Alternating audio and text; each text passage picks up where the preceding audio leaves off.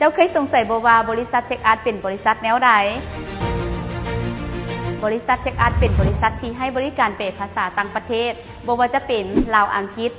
ษลาวภาษาไทยภาษาเวียดนามภาษาจีนภาษาฝรั่งหรือภาษาอื่นๆตามความต้องการของลูกค้า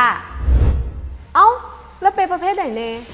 บริษัทเช็คอาร์ตของพวกเฮารับเปเอกสารประเภท1เอกสารทั่วไปเช่นว่าใบทะเบียนวิสาหกิจใบแจ้งภาษีอากรใบคำฮ้องใบยั่งยืนที่อยู่หรือเอกสารอื่นๆ 2. สัญญาต่างๆเช่นสัญญาสัมปทานโครงการสัญญาผู้ถือหุ้นสัญญารับเหมาสัญญาบริการสัญญาที่ปรึกษาเป็นต้น 3. นิติกรรมกฎหมายกฎระเบียบเช่นกฎระเบียบบริษัท AOA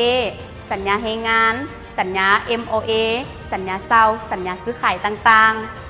4. คู่มือและคำแนะนำต่างๆเช่นว่าคำนำบทคัดย่อบทบันทึกเมนูอาหารสื่อโฆษณาและเอกสารอื่นๆตามความต้องการของลูกค้าฮันเน่สงสัยแม่นบ่ว่าพวกเฮาเป๋ได้แนวใด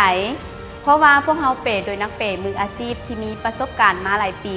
พร้อมจำกัดยั่งยืนและเซ็นรับรองจากบริษัทบ่เพียงเท่านี้พวกเฮายังประเมินราคาและระยะเวลาการเป๋ให้ลูกค้าฟรีจัดเอกสารให้ถูกต้องตามต้นฉบับพิเศษไปกว่านั้นพวกเฮายังสแกนเอกสารต้นฉบับและเอกสารที่เป๋แล้วส่งเป็นไฟล์เอกสารให้ลูกค้าพร้อมใช้งานบ่จำเป็นต้องไปสแกนอีกและให้บริการลูกค้าตลอด24ชั่วโมง